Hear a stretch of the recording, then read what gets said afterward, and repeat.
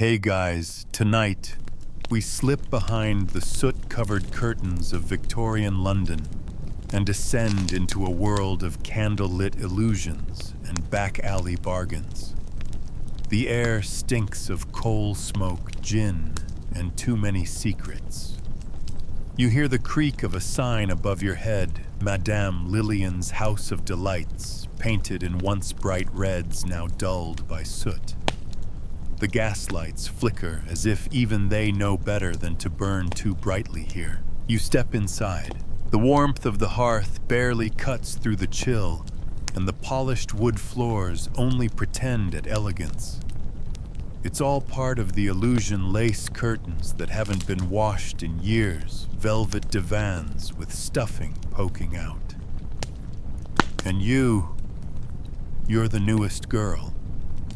Barely 17 cheeks still flushed from the cold.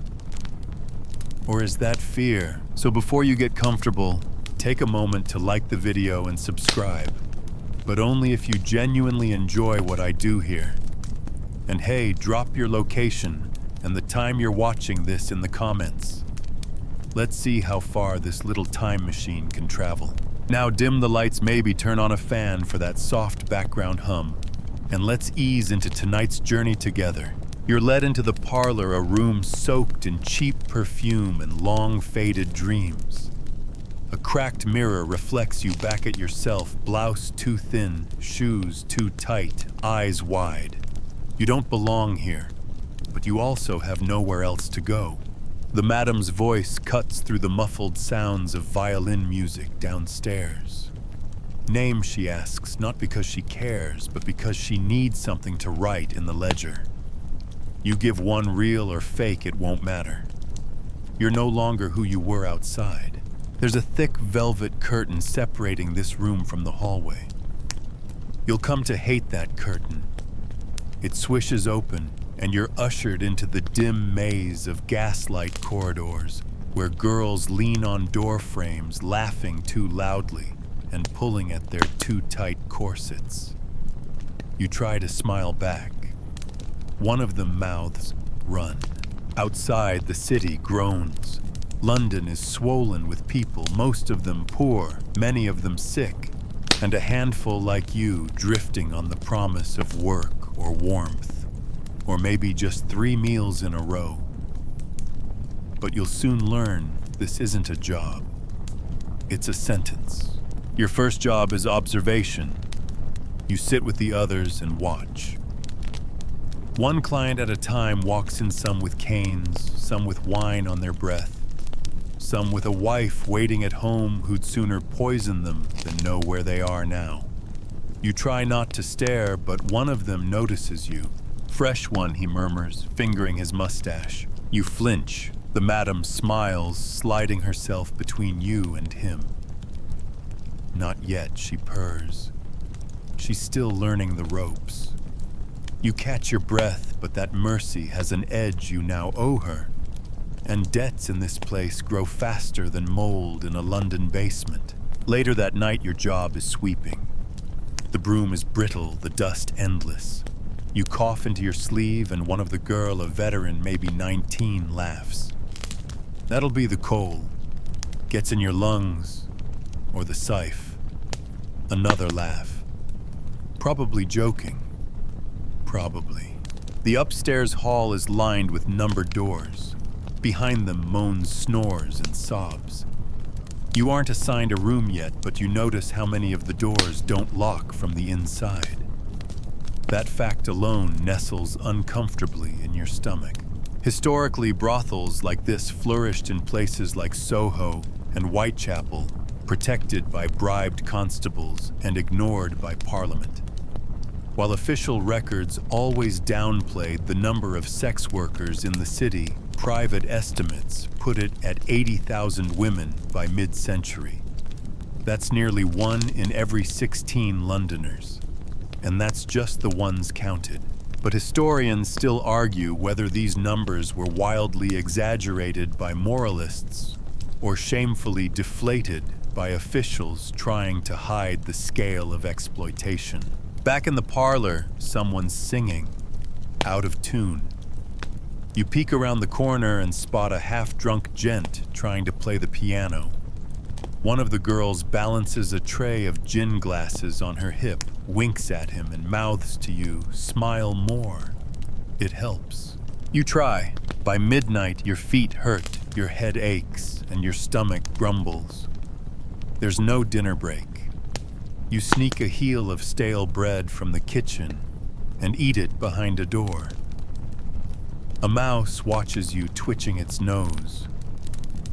Somehow it feels like a better companion than the men. Your bed, if you can call it that, is a cot wedged between crates of linens and a leaking window. You wrap your coat tighter. There are no sheets, just a mildewed blanket, and the knowledge that you'll be sharing space with 4 other girls and a cracked chamber pot. As you drift into a half-sleep, someone coughs, someone else whimpers, and someone maybe you starts to cry. You wonder if this is what they meant by the empire on which the sun never sets. If so, it's because no one here gets a moment of peace. You wake up to someone shaking your shoulder. Not gently, up. He's asking for you. You blink against the gray dawn light leaking through the cracked window. Your mouth tastes like dust and regret. Me, you croak. The girl nods already, lighting the stub of a candle with one hand and pinning up her tangled hair with the other. Says he likes him new. Her face is unreadable. Not envy, not sympathy, just tired. Your stomach flips. You were supposed to have more time. A few days. A chance to learn. But clients don't care about readiness, and Madame Lillian doesn't believe in warming up the act. You trudge down the hallway toward a door painted green. Room 5. It smells faintly of musty cologne and cigar smoke. Inside, a man lounges on the bed, fanning himself with a theater program. His shirt is stained, and his gaze is the kind that tries to peel away your skin. "You'll do," he says, not even pretending it's a compliment. "This is your interview, except no one asks about your background, your likes, your hopes. No one cares what dreams you left behind in Brighton or Birmingham or Belfast. What matters here are teeth, do you have them, skin, does it bruise easily, and your eyes, can you keep them lowered when needed?" The man reaches out, and you freeze. A second later, the madam swans in, smiling like this is a polite tea party. "Easy, gentlemen," she says. Let's see the girl stand, turn, smile. Show him what he's paying for. You do it. You don't want to, but you do. It's over in minutes. The deal is made. A small stack of shillings changes hands, none of which you'll see. You'll later learn there were whole handbooks about this. Harris's list of Covent Garden ladies, for instance.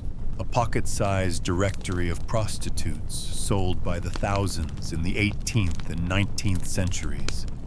Some girls paid to be listed. Others begged to be removed. Either way, they became merchandise. Historians still argue whether these guides empowered women through self-advertising or simply commodified them more efficiently. After he leaves, you sit on the edge of the bed shaking. The sheet is still warm. You want to burn it. Madame Lillian enters with a cloth and a bottle of vinegar. Clean yourself. You'll have 2 more tonight. Your throat closes. I thought you start. She cuts you off. You thought wrong. There's no time to process. No debrief. No care. Just rinse, wipe, change, repeat. One of the girls outside passes you a biscuit.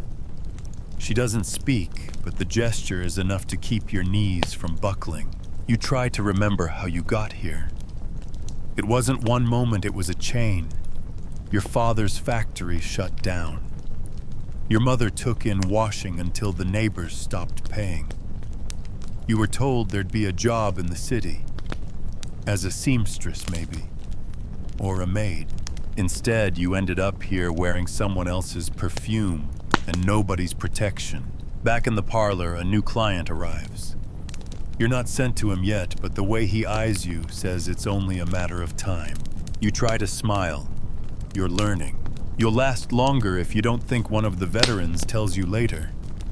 She's painting her nails with lamp black, humming a lullaby like she doesn't even hear herself anymore. But you can't stop thinking about how interview is code for inspection, about how your voice doesn't matter unless it's moaning, about how the madam keeps notes on which girls cry and which ones fake it best.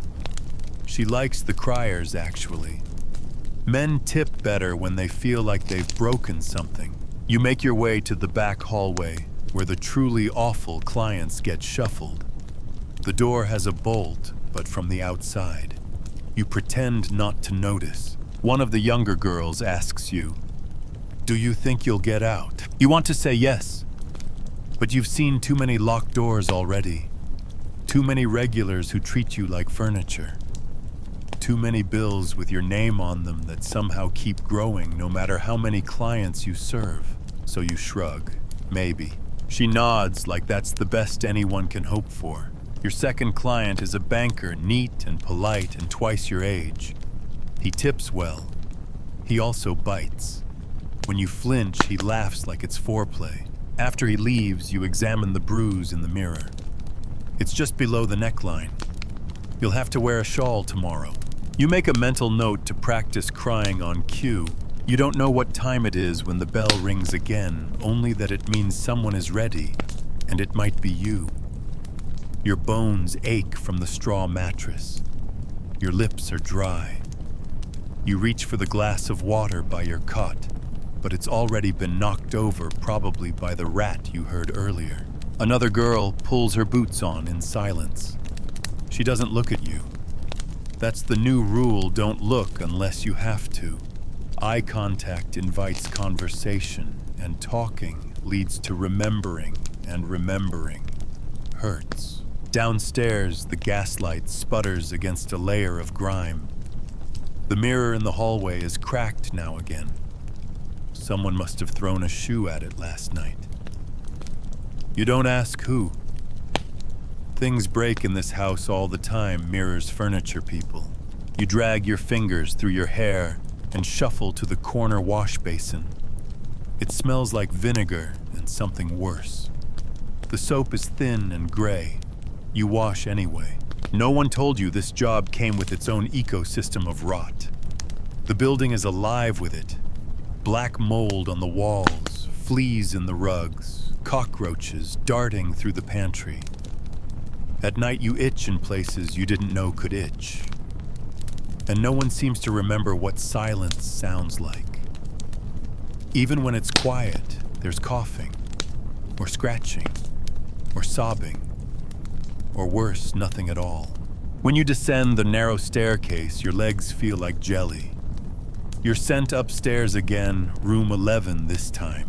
Inside is a man in a tweed vest with a cough that sounds like it comes from deep within his ribs. His breath stinks of gin and something sour. He asks your name. You lie. He doesn't care. Afterward, he leaves a few coins on the dresser. Not enough. Never enough. Back in the hallway, a girl named Alice mutters, "He's got the consumption." Then she shrugs and lights a cigarette off a candle stub. They all do eventually. You want to ask if it's contagious, but you already know the answer. Diseases run wild through this house.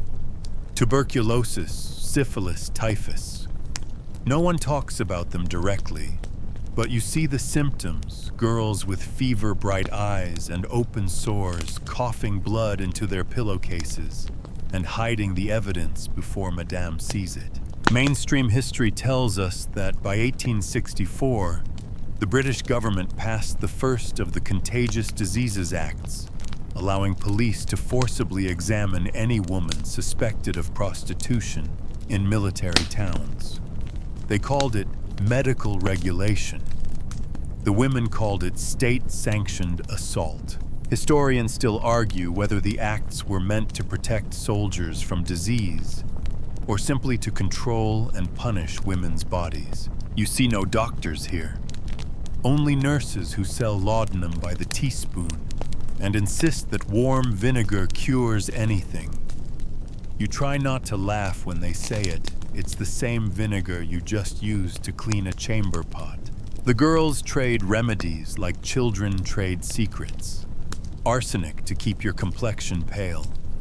Mercury pills to treat syphilis, even though they make your gums bleed and your teeth fall out. One girl claims gin kills germs. Another swears by placing a warm stone under her belly to burn out infection.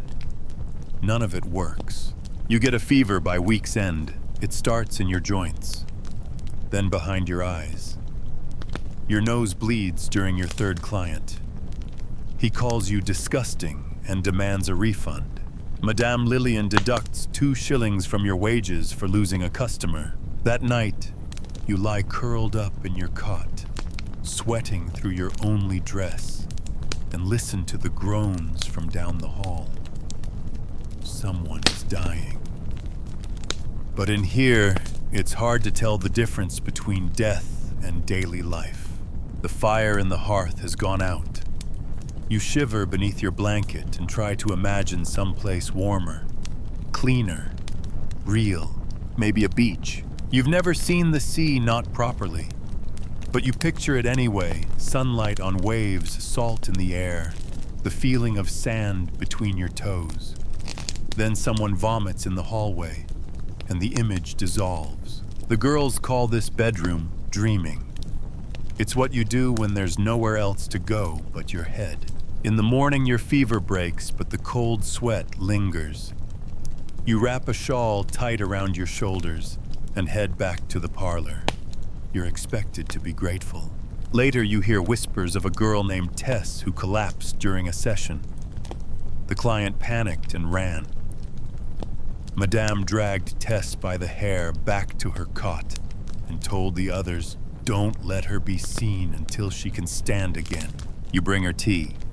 She can't sip it. Her lips are cracked and bleeding, but she smiles at you anyway. And that breaks something inside you.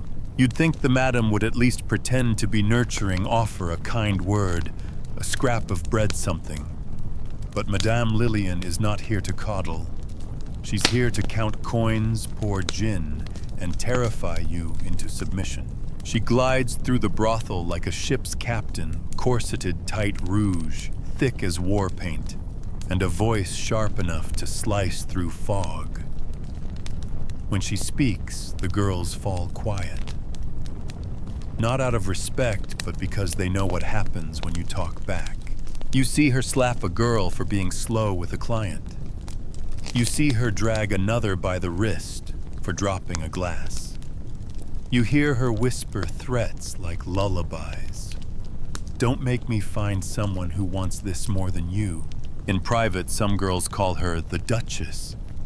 It's sarcastic. She isn't noble, though she does wear a string of fake pearls like they were inherited from Queen Victoria herself. You once asked if she had daughters. She laughed and said, "I have 50. They just keep disappointing me." She doles out laudanum like it's sugar. 1 teaspoon for pain. 2 if you've got the shakes. 3 if she wants you quiet for the night. Laudanum, the opium tincture sold in apothecaries without a blink. A favorite among Victorian mothers and madams alike. You see it take hold in the others, glassy eyes, drooping limbs, slurred words. One girl lies in bed for 2 full days without moving. Lillian says she's resting. You suspect she's somewhere far, far away. Officially, brothels were illegal under the 1824 Vagrancy Act, but enforcement was a joke, especially when the very constables who were supposed to shut places like this down were known to frequent them. Many madams kept ledgers, not just for client names, but for which policemen needed special rates to look the other way.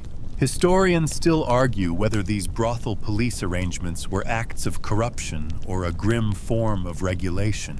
Either way, you quickly learn that Lillian has a reach longer than her shadow. she can make girls vanish. One complained too loudly gone. Another tried to sneak a letter to her brother gone. Lillian says they found better homes. The rest of you don't ask. One day she catches you staring at the cracked mirror in the hallway. Don't admire yourself too long, love, she says. Beauty in this house is like meat in summer goes bad fast. You try to laugh. She doesn't.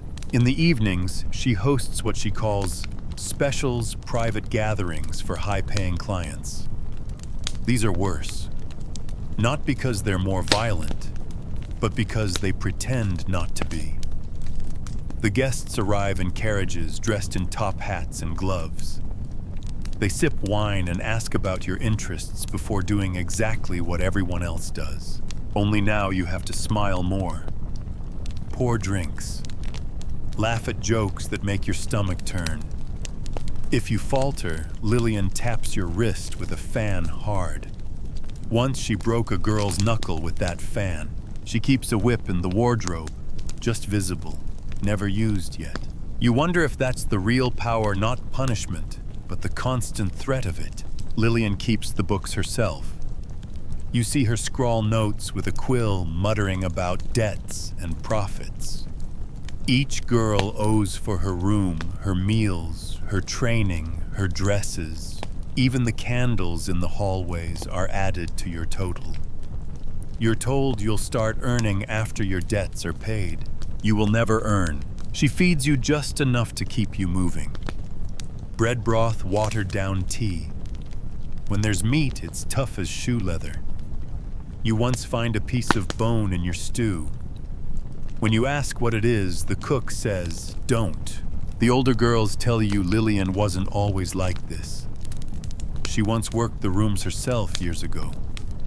Maybe that's true. Maybe not. But something hardened her. Now she's both warden and undertaker. She picks favorites, usually the prettiest or the most obedient, and then she breaks them anyway. You find her once late at night in the office with her head in her hands. The ledgers are open. Her fingers tremble. She looks small, mortal. She doesn't see you, or pretends not to. The next morning she slaps you for loitering. Still, you start to wonder who's she afraid of, because someone keeps the madam in check. You overhear names muttered in the parlor. Men who own more than one house. Men who don't visit but send letters with wax seals and instructions. You realize Lillian isn't the top of this food chain, just a very well-fed predator. At night, when you return to your cot, your body throbs from clients. Your stomach rumbles and your hands won't stop shaking. You wrap yourself in your shawl, bury your face in the blanket, and try to imagine a world without Lillian's perfume clouding the air. Tomorrow you'll wake to her voice again, cutting through the dawn like a knife. But for now, just this once you dream of silence. Time in this place stops meaning anything. You wake in a haze. Is it morning, afternoon? It hardly matters. There are no clocks on the walls, no bells for meals. Just the rustle of corsets, the creak of the hallway boards, and the whisper of that cursed velvet curtain swishing open again. You blink, rise, and stretch, but not too high. Your ribs are sore. One of the girls says bruises heal faster with spit and lavender. You try it. It doesn't work. You dress in the same shift as yesterday. There's no laundry service, just a tin basin and your own 2 hands. You scrub stains from the hem, wring it dry, and hold it near the hearth like it might magically warm or clean itself. It doesn't. Downstairs, Lillian assigns shifts. You're on double. Again. There's no real difference between a shift and a day. You work when clients arrive. You rest when no one's looking. You eat when someone brings you scraps. Your job description includes entertaining, serving, cleaning, and disappearing when the wrong wife knocks. The wallpaper peels in the corners. The air always smells faintly of mildew and the lemon oil they use to try and cover it. You once counted how many steps it takes from your cot to the parlor. 53. Then to room 9. 36. Then to the kitchen. 41. It's your only sense of time now, distance and repetition. One day bleeds into the next like ink in water. You learn to move like a ghost, quiet, efficient, unseen. You polish boots, fold sheets, pour gin, light candles. You nod and smile at clients, even when your face feels frozen in place. And when no one's looking, you lean on the banister and wonder what day it is. Gas lamps buzz above your head. You've heard that in fancier houses they dim the lights by midnight. Not here. They burn constantly, hissing like snakes overhead, flickering shadows on the cracked ceiling. Victorian brothels, especially in poorer areas like Whitechapel or Seven Dials, often operated 24 hours a day. With no labor laws protecting sex workers, women were expected to work until they collapsed, or worse. Historians still argue whether the brothel schedule was purely economic or a deliberate tactic to exhaust and control the girls. You believe both. Sleep comes in snatches. A nap on the chaise lounge. A doze in a corner. One girl is caught sleeping in the linen cupboard and gets a slipper thrown at her by Lillian. Another drinks laudanum just to steal a few uninterrupted hours. You try it once. You sleep for nearly 10. When you wake up, you've missed 3 clients. Lillian is waiting. She doesn't yell. That would take effort. She just adds 4 more shifts to your debt. Even the dreams are exhausting. You see faces you've served, rooms you've cleaned, blood on your hands that never came from you. One night you dream that you've walked outside, turned a corner, and vanished. In the dream, no one notices you're gone. That's the part that makes you cry. You start to mark time not by hours, but by injuries. The scratch on your thigh, 2 days old. The cut on your palm, 5. The scab on your shoulder from the drunk with the ring, maybe a week. You lose track. Clients don't wait for politeness anymore. Some bang on the doors like they own the place. Others whisper filthy things through the keyhole just to see if you'll flinch. You don't. There are no days off. The only time you get to yourself is when you're sick enough to be useless. Even then, Lillian counts the minutes. On Sundays, you're expected to clean. Not your room, the house. Floors, banisters, the fireplace, the stairwell, even the brass doorknobs. You're handed vinegar rags and a scrubbing brush. Your knees go raw. Lillian calls it house pride. You call it punishment. One girl, Cora, says she used to work in a bakery. She misses the rhythm of kneading dough, the smell of yeast. You ask what brought her here. She shrugs and says, no one buys cupcakes from the hungry. You see it in the others, too. The little ways they try to hold on. One girl recites Shakespeare in the bath. Another collects buttons. You press flowers in a stolen book. They always rot. Everything rots. Once a client asks if you know how to waltz. You do a little. He takes your hand and spins you around the room, humming some faint tune from a music hall. You almost smile. Then he grips your waist too tight and says, don't forget what you're paid for. You remember. The house's rhythm becomes your own swish of skirts, clink of coin, cough in the hallway, scratch at the door. You could navigate it blindfolded. In a way you already do. One night you count the girls who were here when you arrived. Half are gone. No one knows where. No one dares ask. It happens the first time you try to say no.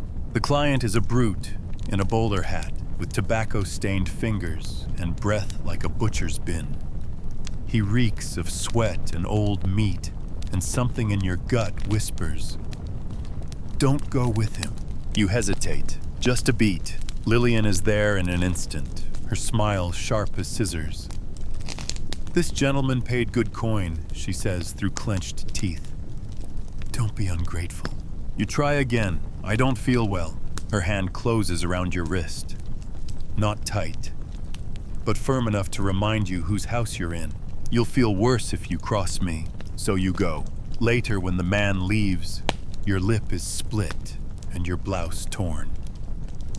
Lillian says nothing, just drops a handkerchief in your lap and walks out. No comfort, no questions, no apology. You learn, then, no isn't part of the vocabulary here. Not unless it's him saying no. Not unless it's her closing the door. Your body is property. Refusing to work means you're stealing from the house. That means deductions, fines, debt. Pain, you're told, is just part of the job. Victorian society liked to pretend brothels were shadowy, illicit places far removed from the genteel world. But in reality, clients included bankers, lawyers, doctors, even members of parliament. Men with wives and waistcoats, men who paid extra to leave bruises behind. And yes, historians still argue whether women in these establishments had any real agency or whether the very idea of consent was nullified by the economics of survival. You now know the answer. Clients come in waves, some drunk, some coldly sober. One brings a friend and offers to share you. Another insists you call him father. A third cries in your lap and begs you to pretend you love him. You don't know which is worse. The crying ones always leave you shaken. You're not trained for empathy. You're trained to survive. And survival here means doing what you're told. No questions, no hesitations, no refusals. Once you do try to draw a line, a client with a cane wants something rough. You say it's not allowed. He raises his voice. Lillian appears instantly, charm mask in place. "What's the trouble?" "She's being difficult," the man sneers. And that's all it takes. You're pulled out by the elbow, marched down the hall, and locked in the supply room for 2 hours to think. When the door opens again, your knuckles are blue from the cold. Lillian doesn't say a word. She just nods at the next client. Later, when you're back in your cot, trying to hold in the sobs so no one hears you whisper to the ceiling, "I'm not a prisoner." But the ceiling doesn't answer. One of the older girls, Elsie, the one with the permanent limp, leans over from her bedroll. "You're not a prisoner," she says softly. "You're just in debt." You nod. It's the same thing, really. Lillian's ledger grows longer by the day. You owe for candles, for missed appointments, for loss of property after a client tore your shift. She even charges you a penny a week for the thread used to mend your dress. You've started working while sore, while feverish, even while bleeding. Because the price of saying no is higher than anything your body can bear. There's a kind of hierarchy to the pain. The bruises heal fastest, then the cuts. The burned cigarette tips pressed to your back by a sadistic gentleman take longer. But the worst are the aches that don't leave. The ones in your jaw from clenching. The ones in your chest when you see a girl younger than you being led to a room you just cleaned. The ones behind your eyes when someone asks your name and you can't remember which one you gave yesterday. You start playing games in your head to keep sane.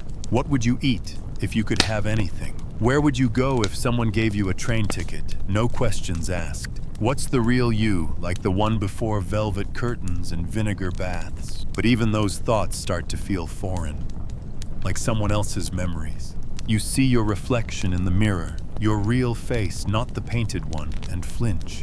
You once read about actresses in the theater, women who chose the stage. But you're not on a stage. You're in a cage with wallpaper, and there's no audience to clap for you. You hear the boots before you see the man. Heavy, deliberate pacing slowly up the brothel's front steps.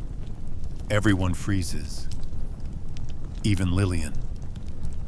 She straightens her spine, adjusts her bodice, and flattens her face into something pleasant. The door creaks open, and there he is, tall, mustached, with a gleaming badge beneath his coat. Not concealed, not flaunted, just there. A reminder. He doesn't need to knock. He doesn't need an invitation. He knows the girls. And worse, he knows you. "Evening, love," he says like this is a social call. His eyes scan the room until they land on yours. Her. You don't move. You're not sure you can. Your knees lock. Your stomach drops. Lillian gives you the faintest nod. It's not a command. It's a confirmation. You're going with him. This is how you learn that your worst client is also the law. Constables like this one visit regularly. Sometimes in uniform, sometimes not. Always in control. If you scream, no one hears.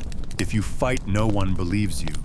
If you run well, you'd better hope you run faster than paperwork. Back in the room, he removes his gloves one finger at a time, places them carefully on the nightstand. "You're quiet tonight," he says, already unbuckling his belt. You nod. You've learned that saying nothing is safer than saying the wrong thing. He's not violent exactly, but he takes his time, treats you like a puzzle he's already solved, and now he's just playing with the pieces. When it's over, he buttons his shirt and lights a cigarette. "You're lucky," he says. "Could have hauled you in, but I'm feeling generous."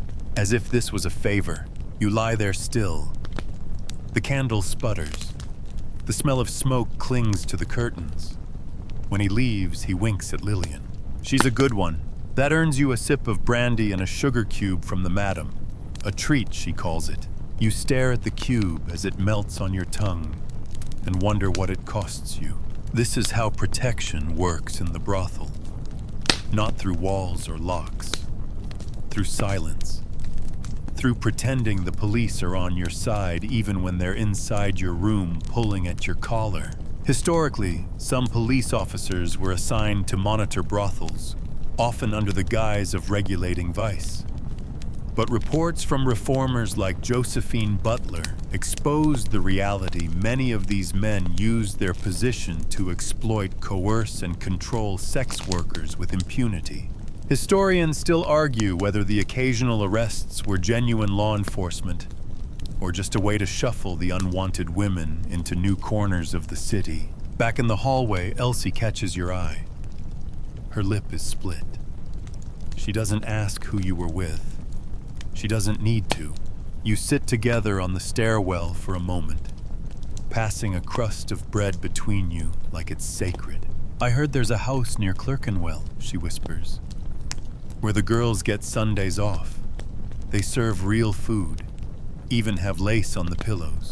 You don't answer, not because you don't want to believe it, but because hope is a dangerous thing here, like candles near gaslight.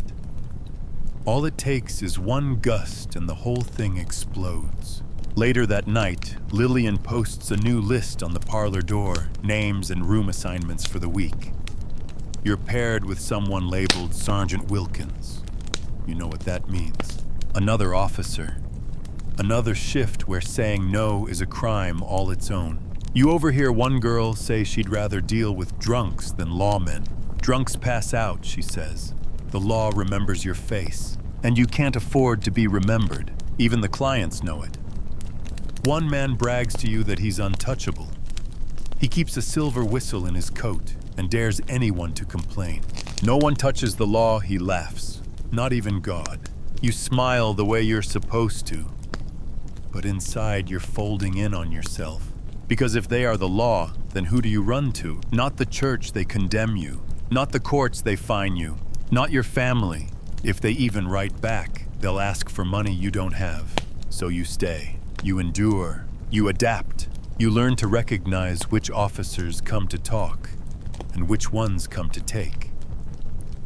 You learn that a favor earned today might protect you tomorrow or cost you double. You learn to survive under their gaze, but survival has its price, and your soul feels like it's paying in installments. The bells of St. Mary's toll midnight, just as the girl in the green chemise stumbles through the brothel door, one shoe missing and blood on her wrist. No one gasps, no one screams, because this is normal. Lillian sighs. Put her in the copper tub before she stains the rug. Two other girls hoist her up like laundry and carry her to the back room. You don't ask what happened. You don't need to. It's written all over her, a client who changed his mind halfway through and decided pain was more interesting than pleasure. Some men come in angry and need somewhere to aim it. Here they find targets with painted lips and stitched stockings. You hope you're not next, but the odds aren't great. A girl goes missing almost every month. Sometimes they turn up. Black eyes, split lips, a tooth gone. And sometimes they don't. When that happens, the house just hires someone new and tells the rest of you not to ask questions. Best not to pry, Lillian always says, eyes too tired to fake softness. It's easy to lose yourself here, literally and figuratively. Your name is forgotten within a week.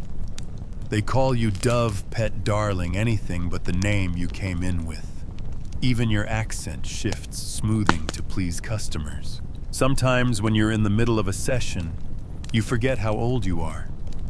You forget where you came from. You forget your mother's voice. You forget you're even a person. Because here's the awful truth. If you remember yourself too much, you break. So you go hollow instead. They say the average Victorian prostitute lasted about 5 years before being consumed by illness, violence, or just the raw wear of it all. Most didn't get a proper funeral. The unclaimed bodies were buried in common graves without name or number. Historians still argue whether brothels were safer than the streets, or simply a slower form of destruction. There are rumors, of course, that some girls get out. That one married a rich doctor. That another ran away with a sailor who took her to India. That someone bought a ticket to America. But those stories feel like fairy tales told to children. More often, the end comes in the form of rot. Literally, a wound that festers, a chest that fills with fluid, teeth that fall out one by one. Or something dark or syphilis, most likely, which the doctors call softening of the brain. You start forgetting things. Then you start seeing things. It's not a clean death. And the worst part, you're expected to keep working through all of it. The girl with the bloodied wrist. She's back on the floor 2 days later with powder on her cheek and a silk ribbon to hide the bruise. Clients don't want reminders that you're human. They want fantasy. So the blood is washed off, the sobbing swallowed, and the lie is reapplied like rouge. You once asked Lillian what happens if someone just refuses. She laughed so hard she snorted. You think you can refuse, pet? You owe me 6 months' rent, half a dozen corsets, and that ridiculous hat you insisted on. Try walking away, I dare you. So no, you don't refuse. Not unless you're prepared to sleep on the docks, or worse, sell yourself for pennies behind the tavern with no lock on the door. Even the most minor rebellion comes at a cost. One girl tried to skip out on a session with a known sadist. She said she was sick. Lillian said she was lazy. The next day, she was sent out to the docks alone with no guard and no curfew. She came back barefoot and shaking. She didn't speak for a week. They don't hit you in front of clients, but they will withhold food, or send you to the worst customers, or take your comb, your mirror, your letters. Any little thing that made you feel like you. Even your dreams change. Once you dreamed of orchards, of warm bread, of singing. Now your dreams are quiet. Just silence. No doors opening. No footsteps behind you. That's what peace looks like in your sleep. You don't even remember what you look like without makeup. Or what your voice sounds like when it isn't trying to seduce or soothe or beg. There's a cracked mirror in the attic. Sometimes late at night you go up there and just look at yourself, not to admire, not to fix, just to remember this is your face. These are your eyes. You are still someone, even if no one else sees it, even if you barely do, and somehow that becomes an act of resistance. You don't know if you'll survive this life, but tonight you're still here. You exist. You look yourself in the eye and whisper your name, not the one they gave you, but the one your mother whispered the day you were born. And that might be enough to carry you through tomorrow. Morning comes late inside the brothel, filtered through faded curtains the color of old wine. You rise when the sun is high, not because you're rested, but because sleep stopped working on you a while ago. It's not real rest when your dreams keep putting you back into rooms you never wanted to enter in the first place. You stretch, but your joints creak more than they should at your age. Your back aches.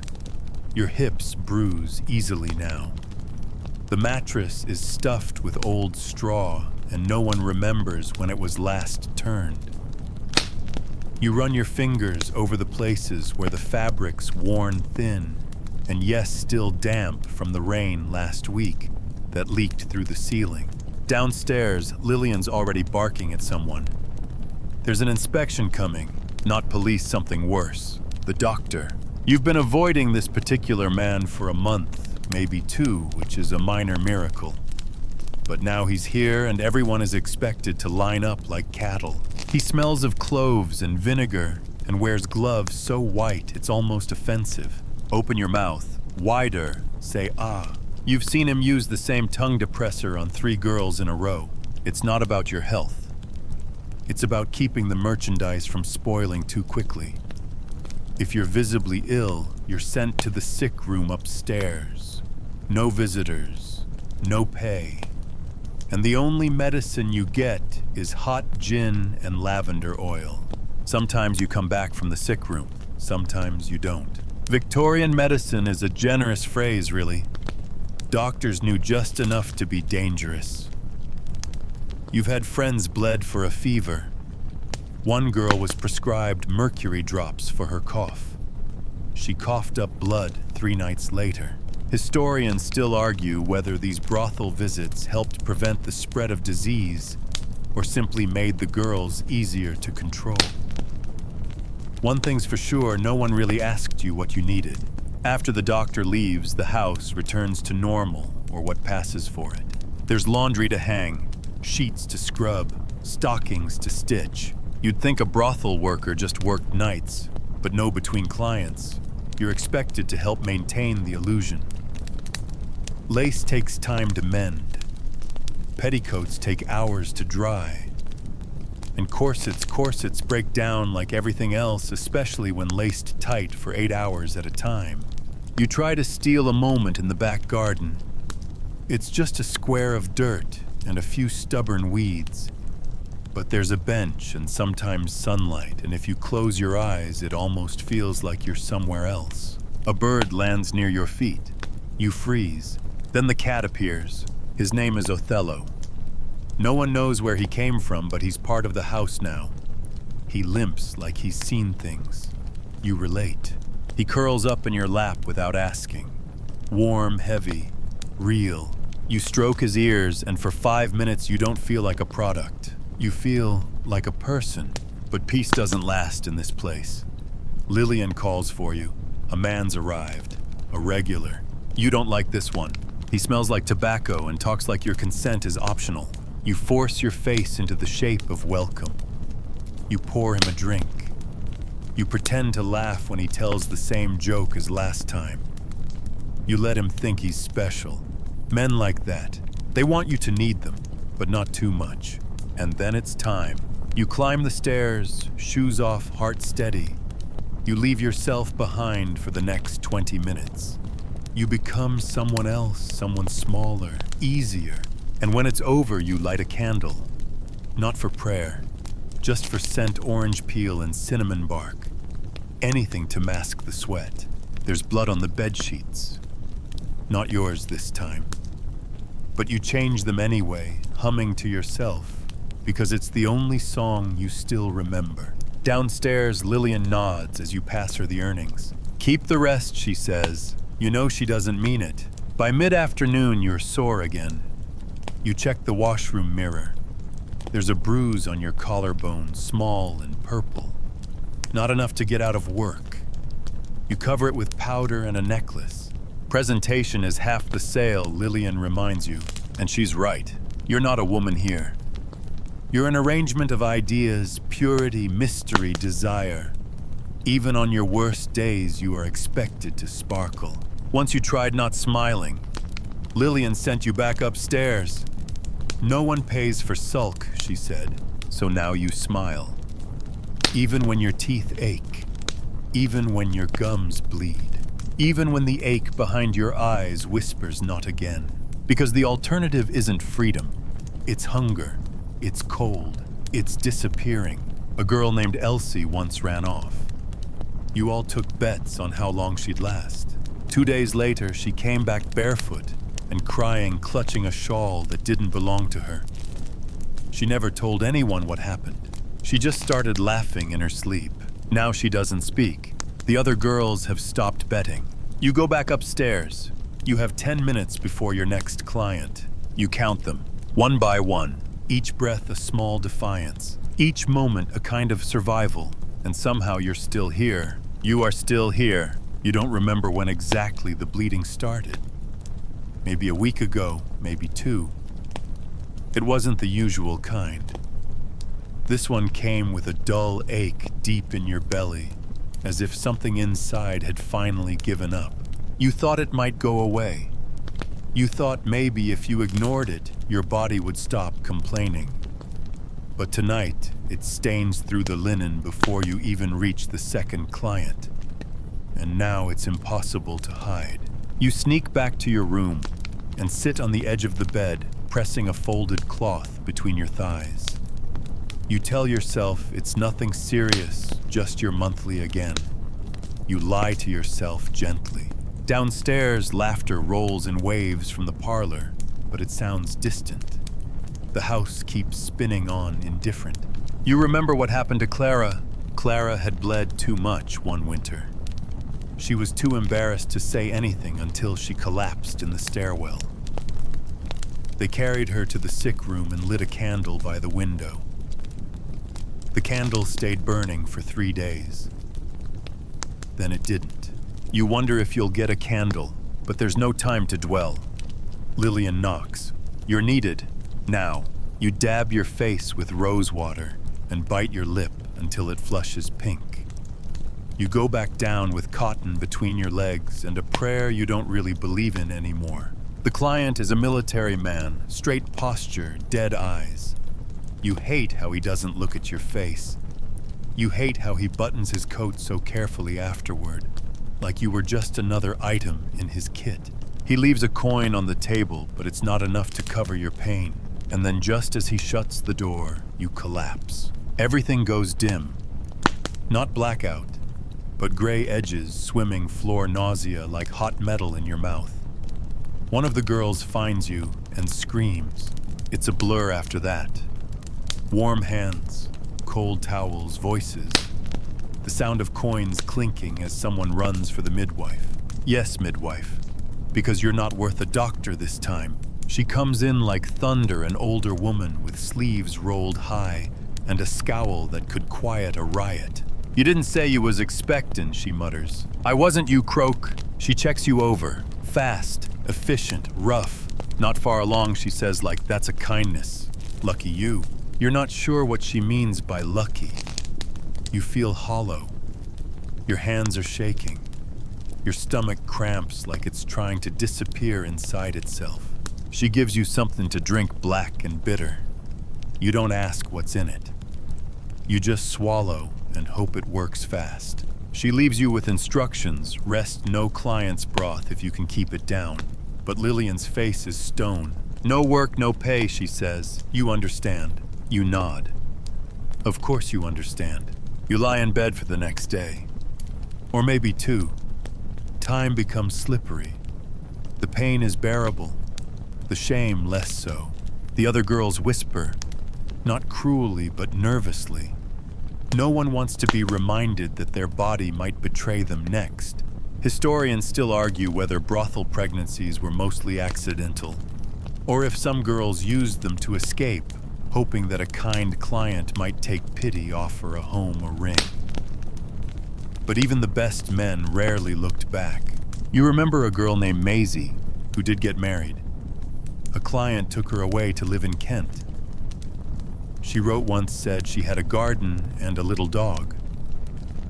But the letter smelled like gin, and the handwriting got shakier by the second page. No one heard from her again. You finally stand up, legs trembling, and pull the curtain back just an inch. Outside, a man is lighting street lamps. It's nearly dusk. Your break is over. You need the money. For bread. For soap. For next week's laundry. For Othello's flea powder because he scratches himself raw.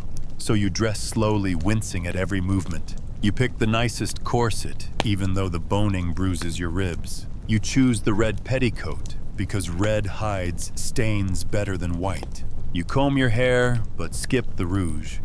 Too much, and you'll look desperate. And then you wait.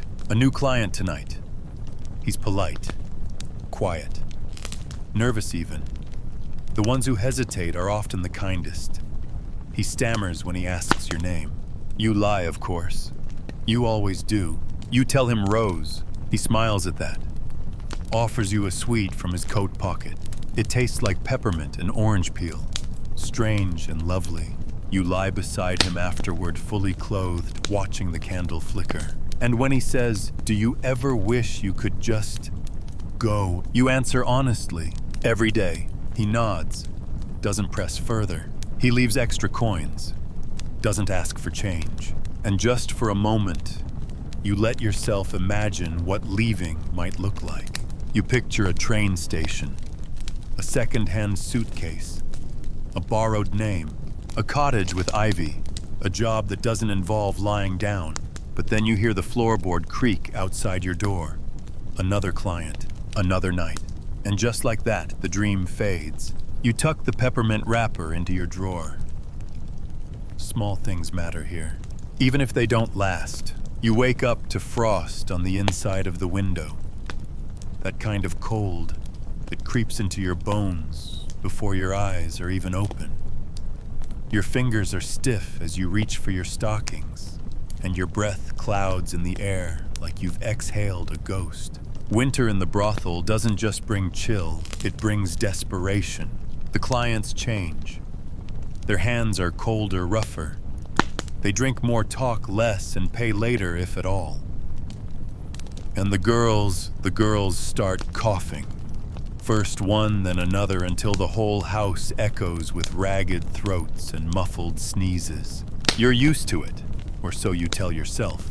You slip downstairs early to claim the kettle before anyone else can.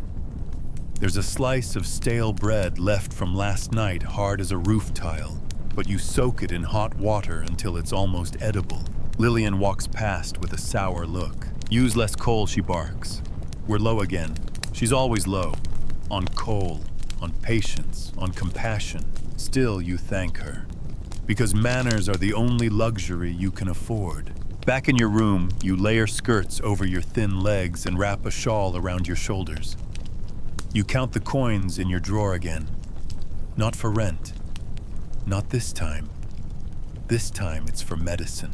Marjorie needs it. She's burning with fever and hasn't moved since yesterday. Her curls are plastered to her face and her breath whistles like a broken flute. You wet a cloth and press it to her forehead. Do you want me to send for someone, you ask gently. She shakes her head. No money. You nod. Of course. Always the same answer. Still, when the chemist's boy comes to deliver something to the kitchen, you slip him a coin and whisper Marjorie's name. He glances up the stairs like he's been here before, then nods without a word. People like him don't ask questions. They just survive. Like you. Historians still argue whether Victorian brothels offered communal care or simply functioned as cold businesses. Some say madams looked after their girls like family. Others say they were just landlords with rouge. The truth, as always, probably lives in the cracks. You wipe Marjorie's mouth and straighten her blanket before going back down. The afternoon crowd is already trickling in. Men with reddened noses and damp coats. Some are friendly, some are frightening, and some are just too tired to care. You get a sailor today. He smells like brine and old pipe smoke. His fingers tremble when he unbuttons his vest. He tells you about a storm off Dover, about a crewmate who got swept overboard. He says it like he's still trying to believe it. You nod and let him talk. That's part of the job, too. He gives you a pressed flower before he leaves. It's brown and crumbling, but he says it was once a forget-me-not. You press it in your drawer next to the peppermint wrapper, a shrine of little kindnesses. You've started collecting these bits of proof that not all men are cruel. It helps. After dark, the oil lamps sputter, and the wind screams through the chimney. The whole house feels like it's holding its breath. You tuck a warm brick into your bed and curl around it, praying the chill doesn't creep into your lungs. Coughing is how it starts, and you can't afford to start. You remember old Agnes. Agnes used to say, when your teeth chatter at night, it's death knocking with cold fingers. She wasn't wrong. She died last February. No candle, no flowers. Just vanished one morning and the sheets were burned. You close your eyes and try to think of the sea instead. Not the gray Thames, but the bright turquoise you saw in a postcard once. You imagine warm sand, mangoes, a hammock that doesn't swing with shame. But then the door knocks. Always the door. You groan softly and roll out of bed. This one's a regular. A businessman. Neat hair, neat shoes, messy soul. He likes to talk about his wife afterward. How she doesn't understand him. How she's too cold, too quiet, too plain. You bite your tongue every time you want to scream, let's go home and love her better. But you don't. You never do. He leaves satisfied. You leave bruised. You wash up in a chipped basin with water so cold it numbs your fingertips. You catch your reflection in the mirror, eyes rimmed in shadow, lips cracked. Is that your face or someone else's? You don't know anymore. The door creaks open again, but it's not a client this time. It's Lillian. She glances at your wrist. You hiding money again? You shake your head. She doesn't believe you. She reaches for your drawer. Don't you say softly, too softly. She opens it anyway. She finds your treasures. The flower. The wrapper. A crumpled note from a client who once said he'd come back and never did. Lillian scoffs. Sentimental girls die quick. She shuts the drawer and walks away. And for a heartbeat, you think about running. Just grabbing your shawl and fleeing into the snow. But where would you go? And how far can bare feet carry you in winter? So you do what you always do. You breathe. You wait. You survive. And in the quiet hours when the house is still, you add one more item to the drawer. A broken hair comb. It's not much, but it's yours. You wake with a stiff neck and the sour taste of old gin on your tongue. The room smells of kerosene and mildew. And your dreams, what little you can remember, were full of doors you couldn't open. Today's different. Lillian's hammering on the walls at dawn, shouting about a health inspector. Get up, scrub your floors, hide the laudanum. Her voice cuts through the house like a knife scraping porcelain. You sigh and slide out of bed. You know this drill. Every month or so, a city inspector shows up with a clipboard and the authority to shut the place down if things look unsanitary, which is rich considering his boots usually track in more dirt than anyone else. You start by emptying your chamber pot, balancing it with practiced ease as you descend the stairs. The back alley reeks worse than usual, and you cover your nose with your sleeve as you toss the contents into the sewer grate. Victorian London wasn't designed for modesty or hygiene. The Great Stink may have happened in 1858 when the Thames turned to soup and Parliament nearly gagged itself into reform. But even decades later, the stench still lives in every cobbled crack and sooty drainpipe. You sweep your room, wash your face with cold tea from last night's pot, and press your petticoat flat under the mattress so it'll look halfway decent. The inspector arrives mid-morning with a waxed mustache and the bored air of a man who enjoys this too much. He doesn't knock, he just lets himself in. And suddenly you're no longer a person, you're inventory. He glances at your bed, your basin, your boots, asks how many clients you see per week, how often you bathe. If you've experienced any eruptions, you think he means rashes. You nod, shake, nod again, answer politely. He doesn't listen. He's already making notes. Historians still argue whether these health checks were about public safety or public control. After all, male brothels were rarely raided. But the moment a woman charged for her company, she became the state's business. You smile faintly as he frowns at your slipper. It's torn, he says flatly. You want to say, so is my life, but you keep still. The brothel passes barely. Lillian bribes him with a bottle of claret she's been saving since Christmas, and he leaves a thin trail of cigar smoke behind him. As the door closes, the entire house exhales. Marjorie mumbles from her room that she thought the world was ending. You tell her not yet. Then the evening creeps in slow and gray, like a bruise that takes its time spreading. Your client tonight is new, young, maybe 20. Nervous hands, anxious eyes. He pays up front, which is rare. Tells you his name is Edwin and that he's never done this before. You believe him. He's too clean, too gentle, too careful.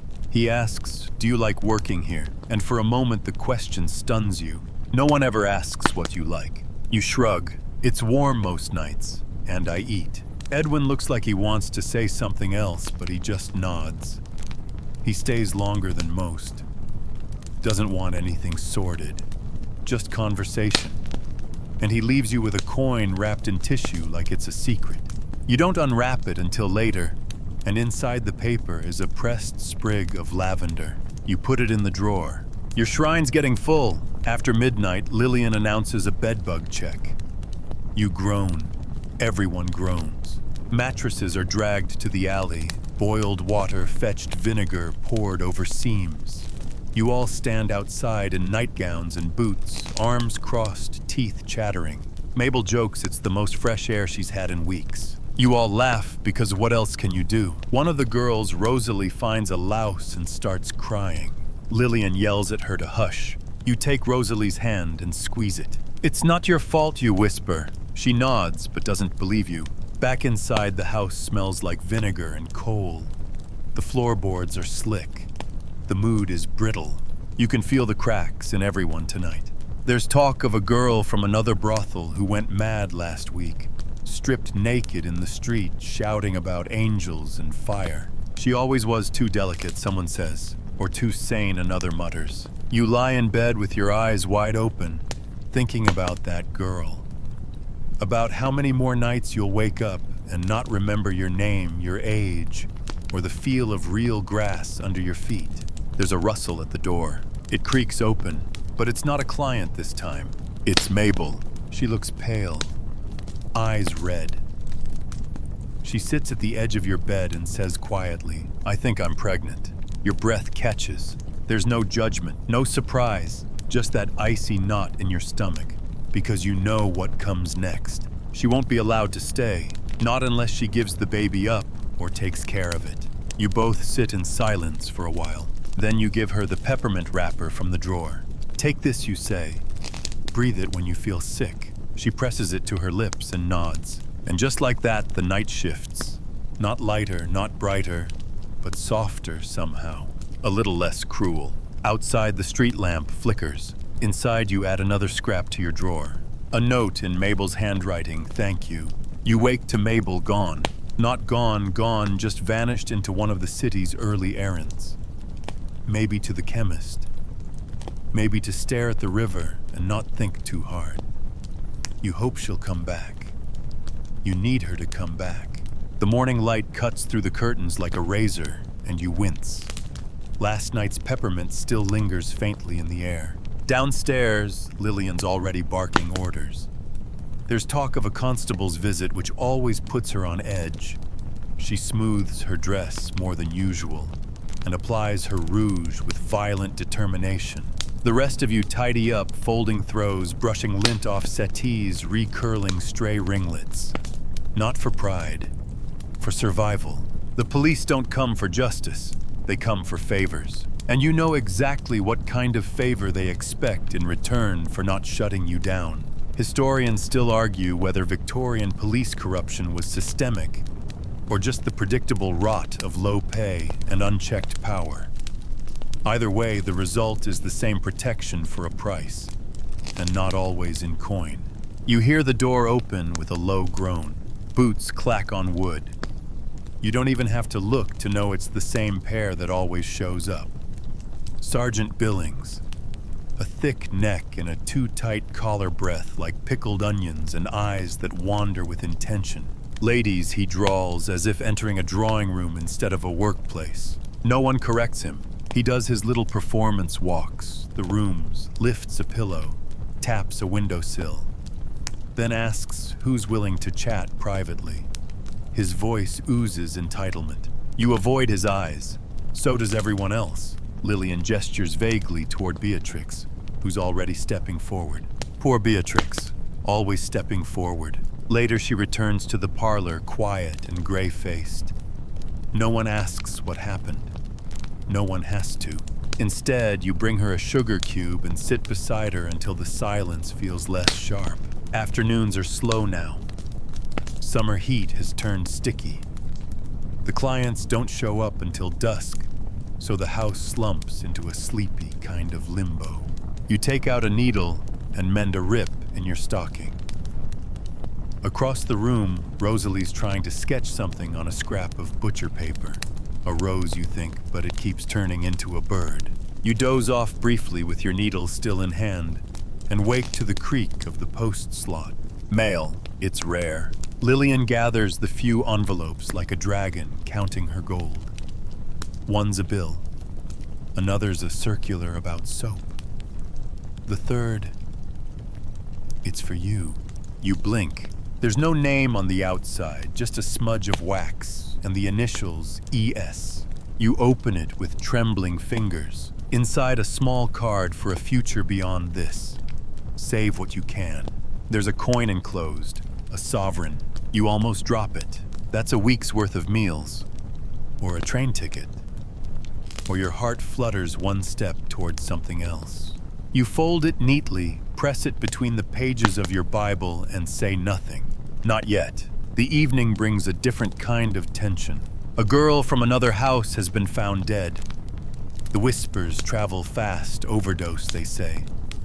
Laudanum or opium or both. No one's quite sure. She was only 16, someone mutters. You don't even flinch. 16 is practically middle-aged around here. Marjorie starts ranting about how the city doesn't care, how none of it matters. She yells at the walls, the ceiling, even the mirror. Her voice cracks. Her mascara runs. And then she crumples into the nearest armchair and weeps. You sit beside her and hold her hand. There are no words left. You've all used them up. The clients tonight are rougher. Maybe they heard about the overdose and feel brave. Or maybe the heat makes them mean. You get the one with the scar above his lip and a permanent sneer. He's impatient, talks to you like you're deaf or foreign or both. He finishes in 3 minutes flat and complains anyway. You nod, walk him out, and bolt the door behind him like he's a thunderstorm. In your room, you retie your corset and sit on the floor. There's a growing tear in the wallpaper behind your bed. You trace it with your thumb like it's a map out of here. You wonder what it would take to leave. More sovereigns. A name on a ledger. A miracle. Probably all three. Still, that coin in the Bible feels heavier now. Like a promise. You get up and rummage in the drawer. Pull out the lavender sprig, the peppermint paper, Mabel's note. Add a ribbon, one you've been hiding since winter. It still smells like cinnamon. You don't know what your shrine is anymore. A grave, a wish, a story no one else will read, maybe all of them. Mabel returns just before dawn, eyes glassy, fingers trembling. She doesn't say anything, just climbs into your bed, curls against your back, and falls asleep. You let her, and you lie there hard-hammering, knowing you're going to need more coins. Fast. You're getting better at hiding things. The sovereign stays tucked in your Bible, still cool to the touch when you check it at night. You've started keeping a small ledger, noting each tip you can squirrel away without Lillian noticing. The ink blotches are clumsy, but the math is sharp. 4 shillings here, 2 pence there. Your escape fund. You tell yourself it's not just a fantasy anymore. You don't know where you'll go. Some girls talk about Paris like it's heaven on earth. Others dream of a tea shop in Brighton. You're not picky. You'd settle for a room with a window and no locks on the outside. But first you have to survive long enough to get there. This morning that feels ambitious. Your back aches from last night's client, who insisted on reenacting a scene from A Penny Dreadful, complete with fake accent and too real aggression. He left a bruise on your collarbone the exact shape of his thumb. No one asked. No one ever asks. Instead, you get handed a lavender sachet and told to take a little lie down. Historians still argue whether brothel madams genuinely believed in their own care routines or simply performed them as theater. Lillian certainly acts the part: foot baths, herbal compresses, stern lectures about beauty sleep. You wonder if she ever had to use the sachets herself. Once, long ago. By midday, Mabel's sitting in the parlor window again, sketching something on the fogged-up glass. She hasn't talked about the other night. You haven't pushed. You sit beside her. She draws a crooked sun. You draw a lopsided boat. Together it looks almost hopeful. Outside the world's a mix of coal smoke and late summer bees. A carriage clatters by its wheels, spraying mud. You glance at the occupants, ladies in wide hats and flounced skirts, laughing free. You hate them a little, but mostly you envy the ease of their world. They get to stroll, to choose. They don't carry bruises under their bodices or coins in their Bibles. Later, a new girl arrives. She can't be more than 15. Frightened eyes, mismatched shoes, and a habit of flinching whenever anyone touches her sleeve. Her name's Alice. She says it so softly you almost miss it. Lillian gives her the usual tour. This is the sitting room that's your dressing table, and don't touch my gin. You're assigned to help her dress. She's shaking. You sit beside her on the edge of the bed, hand her a hairbrush and say, "You don't have to smile. Just survive." She nods, tears brimming. You hand her a peppermint. It's all you have. That evening, the house gets a big booking. A group of bankers. Loud, smug, all shiny waistcoats and the scent of port wine. You paste on your smile and hope for the best. Yours is middle-aged, balding, red-nosed. Thinks he's clever. Talks the whole time about railroads and horses and how his wife just doesn't understand his needs. You let him talk. Sometimes that's safer than silence. After you rejoin the others in the dressing room, everyone's quiet. Even Rosalie, who usually cracks a joke about big spenders with little surprises. Tonight there's no laughter. Just the sound of corsets loosening and someone gently sobbing behind a curtain. Marjorie announces she's going to church tomorrow. Not because she believes in anything, but because it's quiet and no one's touching you. You nod. You might go too. Historians still debate whether Victorian prostitutes were pious or simply desperate for sanctuary. Churches didn't always welcome you, but sometimes you could slip into a pew and just exist. No performance, no price. You wonder if God still sees you. You hope he does. That night, Lillian announces a change. "We're hosting a salon next week," she says, like it's a garden party. You blink. Apparently, some society gentleman wants to throw a themed evening, something about fallen women and redemption. He's bringing a poet. There will be punch. You don't know whether to laugh or scream. By midnight, you're out of rouge and almost out of strength. Your body hums with exhaustion, your mind with planning. You've nearly hit your first goal, 3 sovereigns and a half-crown. That's a ticket to the coast, or a doctor, or maybe a real bed in a real boarding house. You imagine yourself in that room. No velvet curtains, no gaslight flicker. Just you, your own breath, and a sky that belongs to no one else. You cling to that image as you wipe down your mirror and set your dress aside for laundering. In the drawer, you add another folded scrap to the shrine. It's a train schedule torn from the back of a newspaper. You've circled one in pencil. 2 weeks from now. You whisper the date to yourself like a spell. You know things can go wrong. You might get sick. The police might raid the house. Someone might find the coins. But right now in this moment, you have a plan.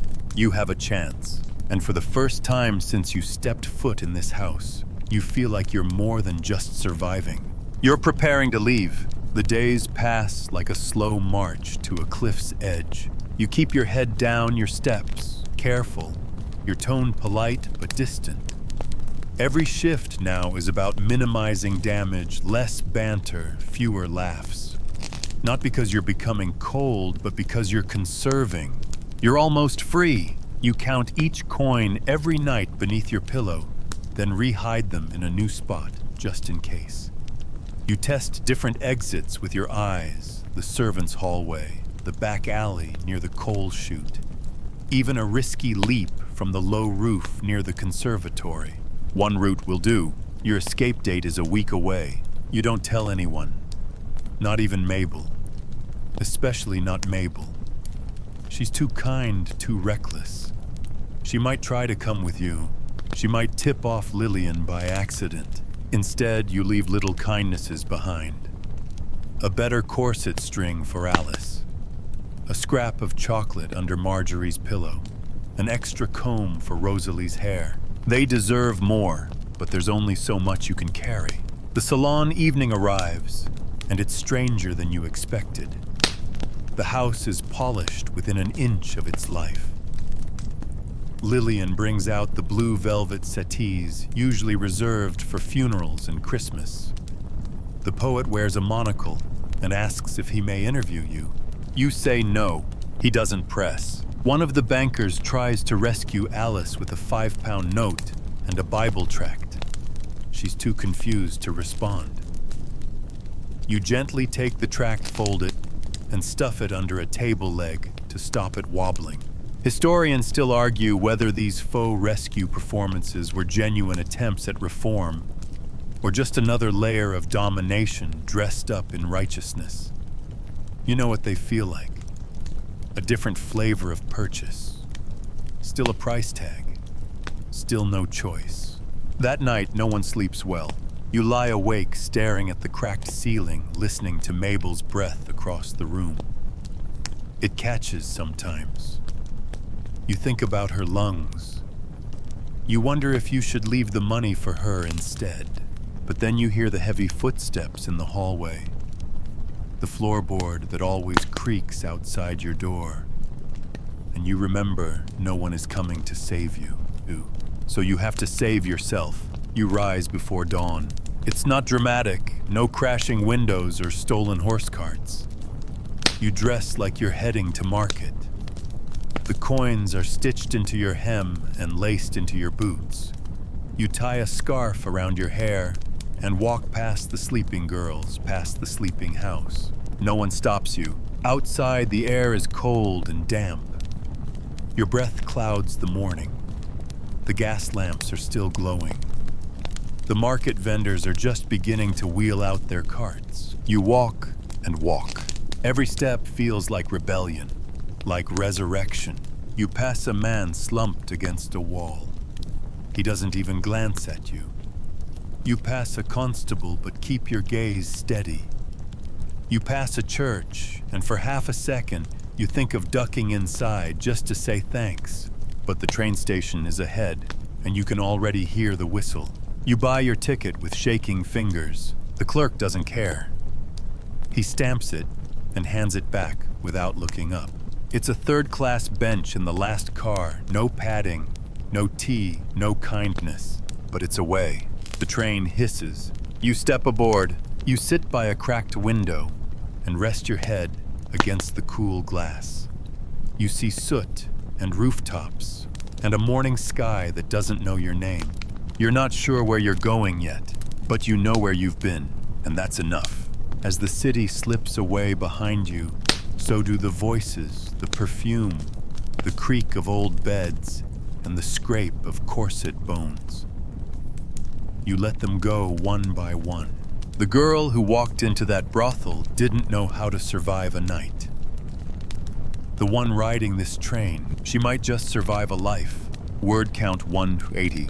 Wind down 300 words. The train rumbles beneath you like a lullaby. You let your eyes close for a moment, just long enough to feel the weight in your chest start to soften.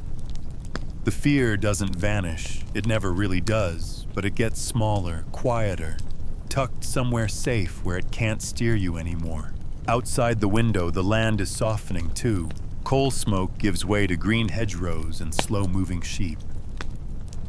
The sky lightens from iron gray to a pale, forgiving blue. You imagine a cottage ahead one no one else knows about. A place where your name is yours alone. Where your body is not currency and your voice isn't rehearsed for survival. You'll need work, food, a coat that isn't someone else's cast-off. But for now, just breathe. There's nothing more to do. The rhythm of the train settles into your bones. The clack-clack of the tracks echoes like a heartbeat, not quite your own. You lean your head back. The bench is hard, but it doesn't matter.